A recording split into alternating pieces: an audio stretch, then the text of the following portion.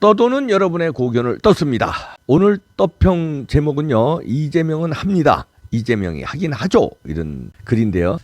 이분이 자기가 직접 글을 썼는지 아니면은 어떤 글에서 발췌를 했는지 아니면 어떤 분의 연설을 글로 적었는지 그거는 알 수 없습니다만 그 의미도 있고 재미가 있어서 소개합니다. 단체톡에 이게 인기로 떠돌아다닙니다.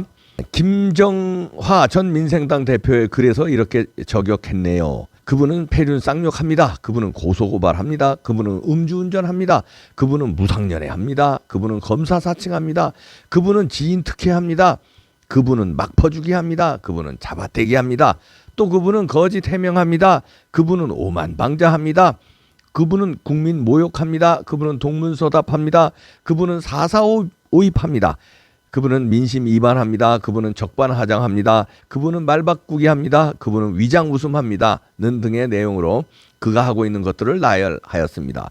또 모산 추가 그분은 무슨 그놈은 가짜 큰절합니다. 그놈은 허위 사과합니다. 그놈은 거짓 반성합니다. 그놈은 입법 독재합니다. 그놈은 사드 철거합니다. 그놈은 동맹 파기합니다. 한남대학교 김영태 전 총장님의 글을 펌했습니다. 분노하지 않는 국민 당신들은 누구십니까? 문재인이 나라를 팔아먹어도 선관위와 대법관이 부정선거를 눈감아도 재명이가 대장동 백현동을 통해 강도짓을 해도 판사와 검사가 범법자인 피의자를 두둔해도 종교의 자유가 없는 북한에 교황을 보내려는 갖은 수단을 부리고 북한의 외교관 역할이나 하며 나라 망신 다 시키고 있는데도 탐관 오리들은 나라의 곳간을 털어 탕진하고 민노총이 때를 지어 거리를 누비며 폐악질을 해도 임기를 반년도 남겨주지 않은 대통령이 부부동반 입을 귀에 달고 열흘씩이나 관광성 외유를 다니고 있어도 대통령, 장관, 나부랭이들이 앞다투어 이적 여적 행위를 일삼아도 형을 정신병원에 보내고 형수에게 입에 담지 못할 쌍욕을 하고 여배와 불륜을 저지른 전과사범 페류나가 대통령이 되겠다고 헛소리를 하고 다녀도 국가 체제를 통째로 흔들어 버리겠다고 북한, 중국과 손잡고 공공연히 떠들고 다녀도 이런 그런 집권 여당의 폐륜을 보고도 분노하거나 강력하게 저지하지 않는 야당, 이런 수많은 부정부패를 보고도 분노하거나 화내지 않는 대중이나 국민들, 당신들은 도대체 누구입니까? 요즘 40대들의 말대로 대한민국은 절대 망하지 않는다는 그 말이 맞을 것 같습니까? 이루는 데는 수십 년이지만 망하는 데는 순간입니다. 세상의 섭리는 인과 응보, 사필, 규정 바른 대로 돌아가야 하는데 분노하지 않는 대중 앞에, 행동하지 않는 국민 앞에 하늘은 자유나 황금덩이를 절대 내려주지 않습니다. 최소한 분노라도 합시다. 개돼지가 되지 말고 국민된 돌이라도 하고 삽시다. 분노하는 미얀마 국민, 분노하는 아프가니스탄 국민, 계란으로 바위 치겠다고 중공에 달려드는 대만처럼 우리도 그의 버금은 가봅시다. 이렇게 글을 썼는데요. 이 글은 아마 문재인 정부 시절 쓴 글이 아닌가 생각됩니다. 문재인 말기에 쓴 것 같은데요.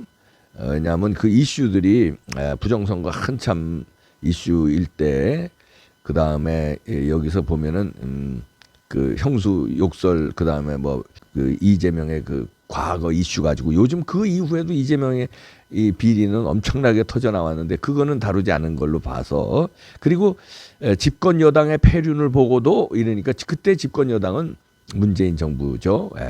그리고 강력 저지 않는 야당은 지금의 국민의힘이고요. 지금은 여당과 야당이 바뀌었지만 오늘 이제 바뀌기 직전의 글 같습니다. 그래도 그 당시의 글이지만 지금 소개하는 거는 일리가 있고 재미가 있지 않습니까? 그리고 지금도 이재명은 여기서 얘기한 대로 지금도 하고 있어요. 거짓말 밥 먹듯이 하고요. 여기 있는 거 그대로 하고 있습니다.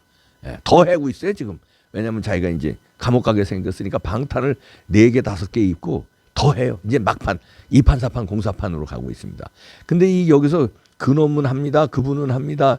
여기서 여러 가지를 했지만 공통점, 이 중에서 제일 공통점은 이제 거짓말 잡아떼기죠. 수사 밀려오니까 순생 거짓말로 잡아떼고 있습니다. 거기에 이제 여러 가지가 이제 야비한 것까지 겹치고 그랬는데, 그래서 제가 그냥 일가를 하지 않고 어떤 글로 일가를 하겠습니다. 이 글은 이제 정반대로 이재명 같은 사람을 점잖게 그러나 무섭게 타이르는 글입니다. 일단 그대로 읽어드립니다. 제목이요, 정직입니다. 우리 인간이 가져야 하고 지켜야 할 덕목 중에서 가장 기본이 되는 덕목이 정직입니다. 사람이 정직하지 않고 거짓말을 함부로 하여 믿음을 잃게 된다면 어느 누구부터도 신뢰받지 못하게 되고 결국 사회생활에 적응하지 못하게 될 것입니다. 영국 속담에 정직이 최상의 방책이다. Honesty is the best policy라는 속담이 있습니다. 한국에서 교사로 있던 분이 지상낙원이라고 불리는 미국으로 이민을 갔더랍니다.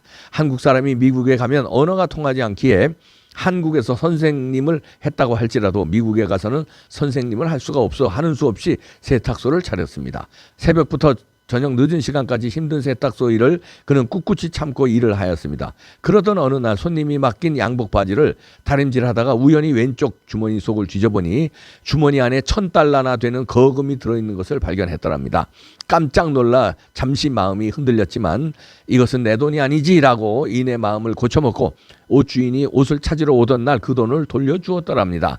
그 주인은 이에 감동한 나머지 그 돈은 이미 제 것이 아닙니다 라고 하면서 세탁소 주인에게 다시 돌려주었지만 극구 받지 않았다고 합니다. 주는 사람이나 받는 사람이나 너무나 훈훈한 미담이었기에 그 이야기가 뉴욕타임스의 기사로 쓰여지게 돼요. 정직한 세탁소라고 주위에 널리 알려지자 일거리가 늘어나면서 무려 종업원을 20명이나 거느리는 세탁소 사장이 되었고, 이 뉴스를 접한 뉴욕에 본사를 둔 항공사 부사장이 이 세탁소를 직접 방문해서 세탁소 주인에게 우리 비행기에서 나오는 모든 세탁물을 맡길 테니 정직하게만 일해주세요 라며 그 항공사 세탁일까지 맡게 되어 지금은 700명이 넘는 직원을 보유한 거대한 세탁소 기업이 되었다고 합니다. 이러한 사례를 보면서 정직이야말로 최고의 인생 스승이라고 생각하며 정직하게만 산다면 언젠가는 반드시 성공하게 될 것이고 항상 두 발 뻗고 자는 편안한 인생이 될 것이라고 자부합니다. 오늘의 명언, 정직함은 진실을 사랑하는 마음에서 나온다. 정직함은 최고의 처세술이다. 세르반테스. 자, 이 글로 이재명과 그 일당에게 들려드립니다. 정반대죠. 잘 들어라. 이재명, 잘 들어라. 이재명을 옹호하는 그 민주당의 이놈들아, 잘 들어. 개딸들 아직도 이재명을 응원하지. 요 에피소드 어쩌냐. 세탁소 주인 잘 들었지. 바보라고 이렇게 성공했는데 이남들이가 아이고 이남들이 어디지. 에이 나쁜 놈.